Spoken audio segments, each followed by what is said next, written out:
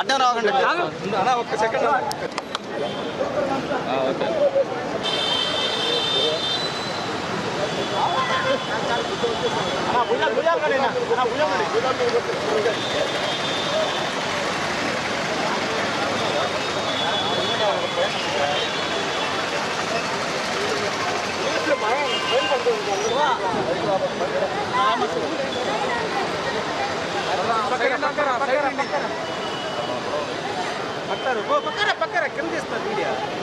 ఈ రాష్ట్రంలో దుర్మార్గమైన పాలన సాగుతుంది.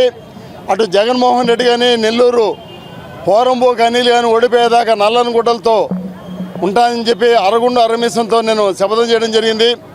ఇదే సెంటర్లో ఇదే వీధిలో నీచాతి నీచంగా నువ్వు నన్ను తిట్టడం జరిగింది. నేను పెద్ద సమస్య కాదు ఇప్పుడు నేను తిట్టాలంటే. మా నాయకులు అటు అనబద్దు అంటున్నారు కాబట్టి ఆగా, లేదంటే చండాలమైన మాట తిడతా. నువ్వు చెప్తున్నావు రాజకీయ సన్యాసం తీసుకుంటానంటున్నావు. రాజకీయ సన్యాసం ఈరోజు తీసుకోవాలా? ఈ రోజు నుంచి నువ్వు ఎక్కడ కూడా నెల్లూరులో కానీ ఈ రాష్ట్రంలో కానీ ఎక్కడ పోటీ చేయకూడదు. నువ్వు అన్నావు కదా ఒక అమ్మ అబ్బు పుట్టింటే ఒక అమ్మ అబ్బు పుట్టింటే ఒక అమ్మ అబ్బు పుట్టింటే. నేను నిన్ను అడుగుతున్నావు, నిజంగా నువ్వు ఒక అమ్మ అబ్బు పుట్టుంటే నువ్వు ఇంకా రాజకీయ సన్యాసం తీసుకోవాలి. ఎందుకంటే పత్రికా ముఖంగా చెప్పుకున్నా నువ్వు దానికి మేము గట్టిగా నిలబడుతున్నాం. మేము అనుకున్నది సాధించాం కాబట్టి నువ్వు అనుకున్న మాట నిలబెట్టుకోవాలని చెప్పి మేము కోరుకుంటున్నాం.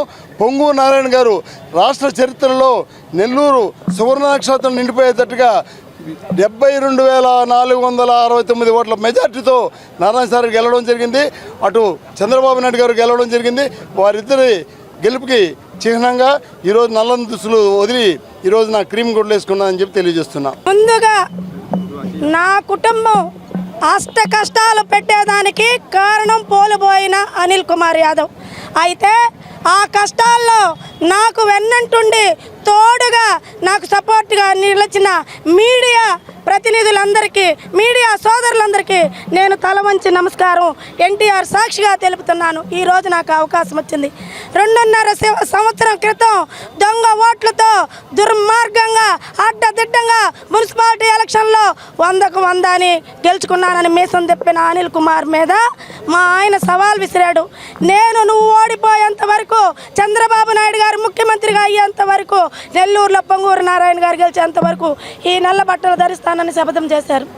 అదేవిధంగా నేను ఒకరోజు కళ్ళ నీళ్లతోటి నెల్లూరు ఉమ్మడి జిల్లాలో 10కి 10 నియోజకవర్గాలు ఒక్కటైనా నువ్వు సత్యంగా నీతిగా కానీ గెలిస్తే నేను నత్తగి సెంటర్లో ఉరేసుకునేదానికి సిద్ధం అన్నాను నేను ఆ రోజు. ఈరోజు మళ్ళీ చెప్తున్నాను, నువ్వు దేనికి సిద్ధం కాదు అని చెప్తున్నా. ఇప్పుడు చెప్తున్నా, మళ్ళీ చెప్తున్నా అనిల్ కుమార్కి, మళ్ళీ చెప్తున్నా. ఆ రోజు తొడగొట్టా, మళ్ళీ ఈరోజు తొడగొడుతున్నా. నువ్వు రాజకీయ సన్యాసం చేసుకునేదానికి సిద్ధమా అని సవాల్ తొడగొడుతున్నా. ఈరోజు మొన్న నేను మాట్లాడావు, నేను ఓడిపోతే రాజకీయ సన్యాసం చేస్తానన్నావు.